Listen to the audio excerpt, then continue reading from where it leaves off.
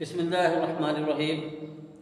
Rabbi यस्सिर वला तुअस्सिर वतम्मिम bill खैर वबिका नस्तईन या फत्ताह रब्बि ज़िदनी इल्मा।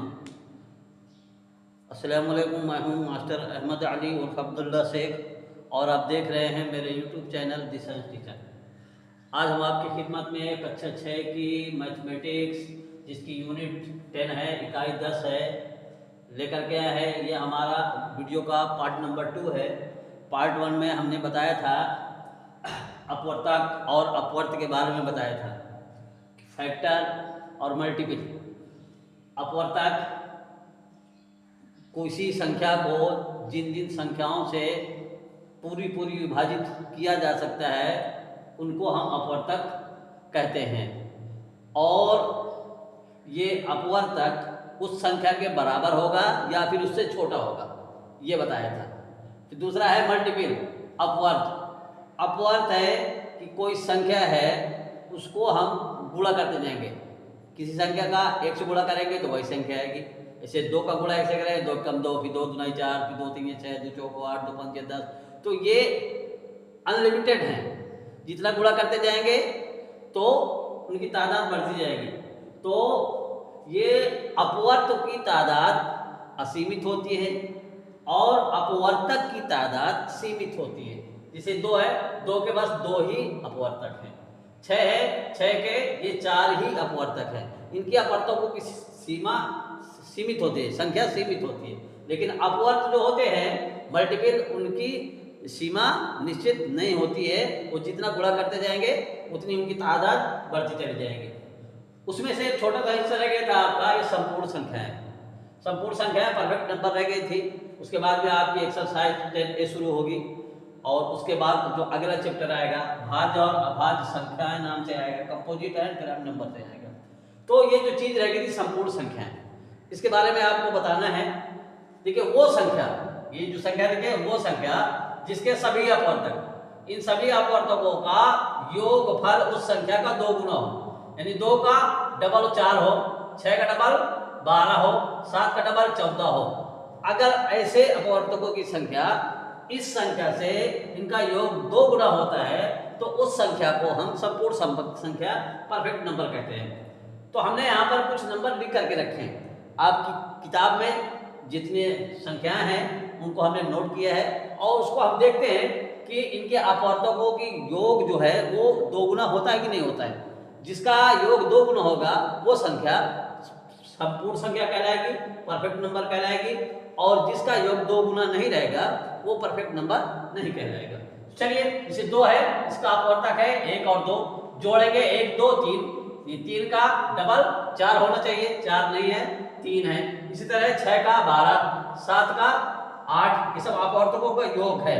तो ये हमने लिख करके रखा है। तो देखिए 2 डबल नहीं है, 2 का डबल 4 है, 4 नहीं है। अगर 4 होता तो संपूर्ण संख्या होती। यहाँ लिखा हमने संख्या 2 गुना नहीं है, इसलिए 2 गुना नहीं है, इसलिए संपूर्ण संख्या नहीं है। अब आपका ये 6 है, 6 के अपवर्तक है 1 2 3 6। इनको जब जोड़ेंगे 1 + 2 + 3 + 6 तो इज इक्वल टू 12। तो जो 12 कितना हुआ, 6 का 2 गुना हो गया, यानी 2 गुना है। तो ये संख्या संपूर्ण संख्या है। इस तरह आपका ये 7 का जब योग करते हैं तो 8 आता है। अगर 7 का 14 होता तो संपूर्ण संख्या होती। 14 नहीं है, डबल नहीं है, 8 है, इसलिए संपूर्ण संख्या नहीं। ये 2 गुना नहीं है, इसलिए संपूर्ण संख्या नहीं है। इस तरह हमने ये लगा के करके रखा है। देखिए 2 है, 6 है, 7 है, 8 है, 9 है, 10 है, 12 है, 15 है, 21 है, 24 है, 28 है। इतनी संख्याएं हमने नोट की है, आपकी किताब से नोट की है, अलग से कहीं लेकर नहीं है। तो इन संख्याओं में हमने पाया कि संख्या 6 के सारे अपवर्तकों का योग 2 गुना है, 12 6 का, और ये 28 वाली अपवर्तकों की संख्या का योग है ये 56, 28 गुना 56। इतनी संख्या में सिर्फ हमें 2 ही संख्याएं मिलती हैं जो संपूर्ण संख्याएं हैं, यानी 6 और 28। उम्मीद है ये बात समझ में आ गई होगी। अब इसके बाद आपकी एक्सरसाइज है 10A, इसको हल कर लीजिएगा। उसके आगे जो पढ़ाना है वो है भाज्य और अभाज्य संख्या, कंपोजिट एंड प्राइम नंबर। तो चलिए अब हम आपको कंपोजिट एंड प्राइम नंबर बता लें। चलिए तो अब हम आपको अभाज्य संख्याएं और भाज्य संख्याएं के बारे में बताने जा रहे हैं। अभाज्य संख्याएं प्राइम नंबर्स, भाज्य संख्याएं कंपोजिट नंबर्स। चलिए अभाज्य संख्याएं क्या हैं? ऐसी संख्याएं 2, 3, 5, 7, 11, 13, 17, 19, 23, 29, 31, 37, 41, 43, 47 ऐसी संख्याएं जिनका अपवर्तक एक और स्वयं वो संख्या हो। ऐसी संख्याएं जिनके अपवर्तक एक हो, एक तो सबका होता है, फिर स्वयं वो संख्या ही होती है, तो ऐसी संख्याएं अभाज्य संख्याएं कहलाती हैं, प्राइम नंबर्स कहलाते हैं। जैसे 2 के अपवर्तक है, 2 1 से कटेगा और खुद 2 से कटेगा, यानी इसका अपवर्तक 1 है और खुद वो संख्या 2 है। इसी तरह 3 1 से कटेगा और खुद 3 से कटेगा, यानी 1 और स्वयं वो संख्या 3 है। इसी तरह 5 खुद 1 से कटेगा और खुद 5 से कटेगा, यानी स्वयं ही वो संख्या 5 है। तो ऐसी संख्याएं जिनका अपवर्तक 1 हो, एक का भाग तो सभी में चला जाता है, अपवर्तक 1 सबका होता है, उसके अलावा दूसरे और भी अंक होते हैं जिनसे वो कटती है, लेकिन ऐसी संख्या जो सिर्फ 1 से कटे और स्वयं से कटे, वही वो संख्याएं प्राइम नंबर यानी अभाज्य संख्याएं कहलाती हैं। देखिए यहाँ पर हमने लिख के रखा है, ये 50 तक की गिनती हमने लिखी है, 1 से 50 तक में छांट करके कि प्राइम नंबर्स कौन कौन से। 2 जिसके 2 ही अपवर्तक है, 1 और स्वयं वो संख्या, 3 1 और स्वयं वो संख्या 3, 5 1 और स्वयं वो संख्या 5, 7 1 और स्वयं वो संख्या 7, इस तरह 7 11 13 17 19 23 29 31 37 41 43 47 ये संख्याएं हैं। आप 100 तक जोड़ सकते हैं, हमने 50 तक का लिखा है, आप 100 तक भी जोड़ सकते हैं, जिनके अपवर्तक सिर्फ 1 और वो संख्या खुद ये हो, यानी 2 अपवर्तक हो, सिर्फ 2 अपवर्तक हो, ऐसे को हम प्राइम नंबर्स यानी अभाज्य संख्याएं कहते हैं। तो अभाज्य संख्याएं क्या है, कंपोजिट नंबर क्या है? ऐसी वे संख्याएं जिनके 2 से अधिक अपवर्तक हो। इसमें कितने अपवर्तक थे? 2 1 2 1 2 1 2, 1 और स्वयं वो संख्या 2। अब ऐसी संख्या है जिनमें 2 से ज्यादा अपवर्तक हो, 2 से ज्यादा वे संख्या है जिनके 2 से अधिक 3 4 5 6 जितने भी हो जाए 2 से अधिक वे संख्या है जिनके 2 से अधिक अपवर्तक होते हैं, कंपोजिट नंबर यानी भाज्य संख्याएं कहलाती है। मिसाल के तौर पर यहाँ देखो 2 के बाद में 3 है, 3 के बाद में 4 हमने ले लिया, 5 यहाँ आ गया, 6 यहाँ हो गया, 7 यहाँ हो गया, 8 यहाँ हो गया, फिर 9 यहाँ हो गया, 10 नहीं है, 10 यहाँ हो गया, फिर 11 यहाँ हो गया, इस तरह से हमने ये 20 तक की ले रखी। अब देखिए ये 1 से भी कटेगा, 4 2 से भी कटेगा, 4 से भी कटेगा, तो यहाँ 2 के अलावा तीसरा हो गया, यानी 1 से कटा और स्वयं 4 से कटा, इसके अलावा भी ये 2 से कट रहा है। तो ऐसी संख्याएं जो जिनके 2 से अधिक अपवर्तक हो, यानी वो 1 से भी कट रही हो, स्वयं से भी कट रही हो, ये तो भाग वाले में भी हो जाता है, लेकिन ऐसी संख्याएं जो अपने अलावा और 1 के अलावा भी और किसी संख्या से भी वो पूरी विभाजित हो जाती हो, ऐसी संख्याओं को भाज्य संख्याएं कंपोजिट नंबर्स कहते हैं। ये हमने लिख के रखा है, 4 की देखिए 1 2 4, 6 1 2 3 6, 8 1 2 4 8, 9 1 3 9, 10 1 2 5 10, 12 1 2 3 4 6 12 इनसे कट जाएगा, 14 1 से कटेगा, 2 से कटेगा, 7 से कटेगा, 14 से भी कट जाएगा, 15 1 से भी भाग जाएगा, 3 का भी भाग जाएगा, 5 का भी जाएगा, 15 का भी जाएगा, 16 में 1 का भी भाग जाएगा, 2 का भी भाग जाएगा, 4 का भी जाएगा, 8 का भी जाएगा, 16 में चला जाएगा, 18 में 1 का भी जाएगा, 3 का भी जाएगा, 6 का भी जाएगा, 9 का भी जाएगा, 18 का भी जाएगा, 20 में 1 का भी भाग जाएगा, 2 का भी जाएगा, 4 का भी जाएगा, 5 का भी जाएगा, 10 का भी जाएगा और 20 का भी जाएगा। तो अब नतीजा ये निकला, परिणाम रिजल्ट, ऐसी संख्याएं जो केवल 1 और स्वयं वो संख्या से पूरी विभाजित होती है, अभाज्य संख्याएं यानी प्राइम नंबर्स कहलाती है। और इसमें ऐसी संख्याएं जो 1 और स्वयं के अलावा, देखो ये 4 है, 1 और 4 के अलावा 2 से भी कटा, ये 1 और 6 के अलावा 2 और 3 से कट रहा है, ये 1 और 8 के अलावा 2 और 4 से भी कट रहा है, ये 1 और 9 के अलावा 3 से भी कट रहा है, ये 1 और 10 के अलावा 2 और 5 से भी कट रहा है, ये 1 और 12 के अलावा 2 3 4 6 से भी कट रहा है, ये 1 और 14 के अलावा 2 और 7 से भी कट रहा है, फिर ये 1 और 15 के अलावा 3 और 5 से भी कट रहा है, फिर ये 1 और 16 के अलावा 2 4 8 से भी कट रहा है, फिर ये 1 और 18 के अलावा 3 6 9 से भी कट रहा है, ये 1 और 20 के अलावा 2 4 5 10 से भी कट रहा है। तो ऐसी संख्याएं जो एक एवं स्वयं के अतिरिक्त अन्य संख्या या संख्याओं किसी एक नंबर एक्स्ट्रा या कई नंबर से भी पूरी पूरी विभाजित होती है, वो भाज्य संख्याएं कंपोजिट नंबर कहलाते हैं। अब बारी आती है एक की, यहाँ तो 2 से शुरू है और यहाँ 4 से शुरू है, एक कहाँ गया? अब एक के अपवर्तक कितने हैं? तो नोट मिलेगा, संख्या एक का एक ही अपवर्तक है, संख्या एक का एक ही अपवर्तक है। अतः एक न तो भाज्य संख्या है और न अभाज्य संख्या है, न प्राइम नंबर है न कंपोजिट नंबर है। इस बात को ध्यान में रखना है। चलिए अब आते हैं अभाज्य गुणनखंड। इसका अगला जो है वो है अभाज्य गुणनखंड। अब हम आपको अभाज्य गुणनखंड, चलिए अब आ गया अभाज्य गुणनखंड, प्राइम फैक्टर। हम मुनासिब समझते हैं कि प्राइम फैक्टर बताने से पहले ये फैक्टर कैसे किए जाते हैं, इसके गुणनखंड कैसे किए जाते हैं, ये आपको बताते हैं, क्योंकि ये बात अभी हमने आपको बताई है। इसलिए पहले किसी संख्या के गुणनखंड करना सीख लीजिए। मिसाल के तौर पर एक संख्या है 90, एक संख्या है 60, एक संख्या है 24, एक संख्या है 84। तो इसके फैक्टर कैसे करेंगे, गुणनखंड कैसे करेंगे? चलिए 90 को हम दो भागों में बांटते हैं, 15 6 का 90। यहाँ पे 15 लिख दिया, यहाँ पे 6, 15 गुणा 6 में करेंगे, 15 6 का 90 हो गए। फिर 15 को भी हम फैक्टर बनाएंगे, 3 और 5 में बांट दिया, 3 5 15। और फिर 6 को भी हमने फैक्टर किए 6 के, तो 2 गुणे 3, 2 3 6। तो इसके जो फैक्टर बने देखिए, 3 फिर 5 फिर 2 फिर 3, ये इनके जब गुणा करेंगे तो टोटल 90 होगा। 3 5 15, 15 दूना 30, 30 3 90, ये हो गया। अब दूसरा ये पहले नंबर का नंबर था 90, एक दूसरा ट्री हमने बनाया, इसको फैक्टर ट्री बोलते हैं। ये जो वृक्ष बनाया है गुणनखंड वृक्ष इसको बोलते हैं, इसको फैक्टर ट्री बोलते हैं। तो 90 को पहले हमने 15 6 से किया, अब 90 को 10 नहीं या 90 से करेंगे। एक हिस्सा 10 किया, दूसरा हिस्सा 9 किया, यानी 10 गुणे 9 किया। अब 10 के भी हमने फैक्टर किए तो 2 5 10, 2 और 5, फिर 9 के फैक्टर किए तो 3 गुणे 3, 3 3 को 9। तो अब देखो पहले वाले में क्या आया, पहले वाले में फैक्टर किए 3 5 2 3। अब दूसरे नंबर पे जो किया था उसमें कितना है, 2 5 3 और 3।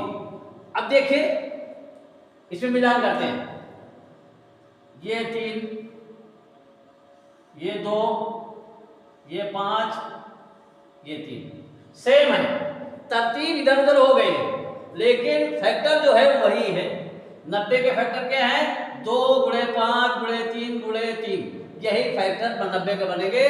फैक्टर ट्री चाहे आप जिस तरह से बनाइए, यहाँ अब ये 30 से 90 कर लीजिए तो भी यही फैक्टर आएगा, 15 6 का 90 कर लीजिए तो यही आएगा, 30 से 90 कर लीजिए तो भी यही फैक्टर इसके आएंगे। इस तरह ये 60 हमने लिया है, 60 को पहले हमने 15 4 में बांटा है, फिर दूसरे वाले में 30 दुनाई 60 में बांटा है, 15 4 में किया, 15 चौको 60, फिर 15 के फैक्टर किए 3 और 5, 3 5 15, फिर 4 के 2 2 दुनाई 4, 60 वाले में ऐसे किया 3 दुनाई 60, 30 के हमने किए 2 5 10, 10 3 30 और ये 2।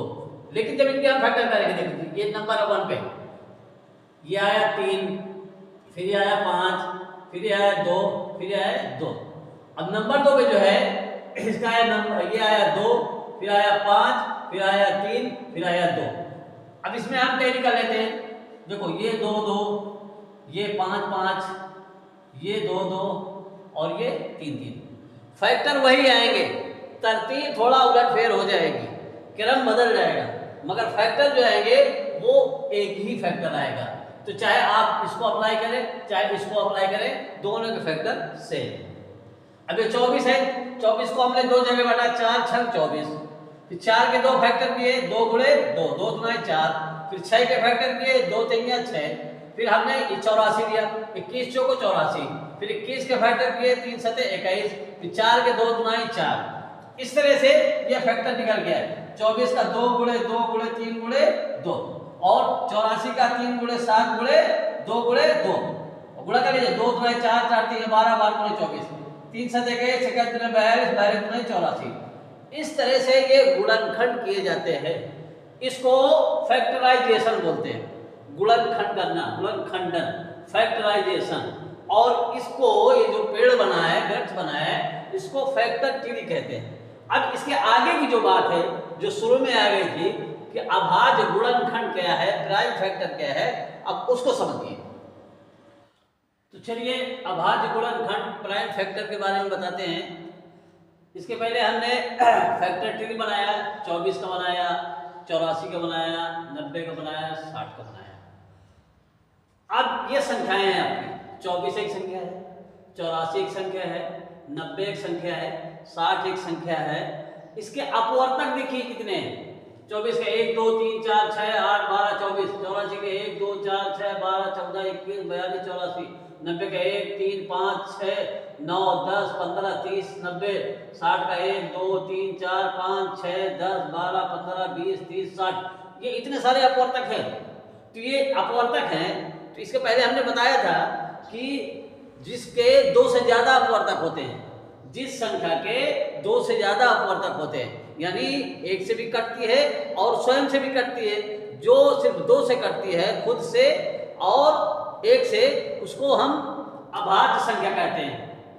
और ये जो जिसके 2 से ज्यादा अपवर्तक होते हैं वो भाज्य संख्याएं कहलाती हैं। देखिए आपके 24 84 90 60 ये सब आपके ये कंपोजिट नंबर है। क्या है? 24 84 90 60 कंपोजिट नंबर है, भाज्य संख्याएं हैं। अब इन भाज्य संख्याओं के हम गुणनखंड करेंगे। इन भाज्य संख्याओं के गुणनखंड देखिए आपका हमने नीचे से ऊपर को लिया, 24 24 के बाद में 60 60 के बाद में 84 84 के बाद में 90। अब इनके जब हमने गुणनखंड किया तो इसे करेंगे या ऐसे कर लेंगे, हमने डायरेक्ट कर दिया है। 2 दुनाई 4 4 3 12 12 3 2 दुनाई 4 4 3 12 और 12 दुनाई 24, 12 दुनाई 24। देखिए फिर इसका 2 3 6 6 दुनाई 12 12 पंचे 60, 2 दुनाई 4 4 3 12 12 सत्ते 84, 2 3 6 6 3 18 18 पंचे 90। ये इसके फैक्टर बने, ये इसके क्या है? गुणनखंड है। अब इसमें हम ये देखते हैं कि इसमें 2 और 3, इसमें जो संख्याएं आई है ना वो संख्या है 2 और 3। इसमें जो संख्याएं आई हैं 2 3 और 5, इसमें जो संख्याएं हैं 2 3 और 7, इसमें जो संख्याएं 2 3 और 5, ये संख्याएं 2 3 5 7, 2 3 5 7 ये संख्याएं हैं। अब ये संख्याएं क्या हैं? इनका जब हम देखते हैं कि अपवर्तक निकालते हैं तो ये 1 से कट रही है और स्वयं 2 से कट रही है, ये 1 से कट रहा है स्वयं 3 से कट रहा है, ये 1 से कट रहा है और स्वयं 5 से कट रहा है, ये 1 से कट रहा है और स्वयं 7 से कट रहा है। तो पहले बता चुके हैं कि जो संख्या 1 से और स्वयं से विभाजित होगी वो अभाज्य संख्याएं कहलाएंगी। क्या कहलाएंगी? अभाज्य संख्या। तो ये प्राइम नंबर्स मिले। क्या मिले? ये प्राइम नंबर्स मिले। संख्याएं भाज्य हैं, ये संख्याएं क्या है? कंपोजिट हैं, लेकिन इनके जो फैक्टर है वो प्राइम फैक्टर है। क्या है? प्राइम फैक्टर है।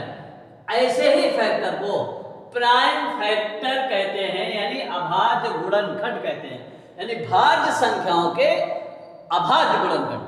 संख्याएं तो भाज्य है लेकिन उनके जो गुणनखंड है वो क्या है? अभाज्य है। तो भाज्य संख्याओं के अभाज्य गुणनखंड को हम प्राइम फैक्टर यानी अभाज्य गुणनखंड कहते हैं। इसमें एक चीज सामने निकल करके आई है कि किसी भाज्य संख्या, देखिए सारी संख्या भाज्य संख्या है, कंपोजिट नंबर के अभाज्य गुणनखंड, ये गुणनखंड अभाज्य गुणनखंड 2 3 3 3 2 3 5 2 3 7 2 3 5 ये अभाज्य गुणनखंड है। इनकी संख्या निश्चित होती है परंतु गुणनखंडों का क्रम सीरियल कुछ भी हो सकता है। 5 पहले आ जाए, 2 बाद में चला जाए, 3 बीच में आ जाए, सीरियल कुछ भी होगा, लेकिन इनकी संख्या क्या होगी? निश्चित होगी। अब इसके आगे ये वाला चैप्टर मुकम्मल हो गया है। इसके बाद आपके एक्सरसाइज 10 भी है, इसको कर लीजिएगा। इसके बाद अभी 2 वीडियो इंशाल्लाह और बनेंगे। इसके बाद जो वीडियो आएगा वो हाईएस्ट कॉमन फैक्टर का आएगा, महत्तम समापवर्तक का। फिर उसके बाद एक वीडियो बनेगा लघुत्तम समापवर्तक का। तो चलिए दीजिए इजाजत। वीडियो अच्छा लगा हो लाइक करें, साथियों में शेयर करें, कोई भी इस चीज में से महरूम न रह जाए। और अगर कोई बात समझ में ना आई हो तो कमेंट करके हमसे पूछ लें, अगले वीडियो में हम आपको क्लियर कर देंगे। और तो दीजिए हमको इजाज़त और देखते रहिए हमारा YouTube channel the science teacher. अस्सलाम वालेकुम रहमतुल्लाह।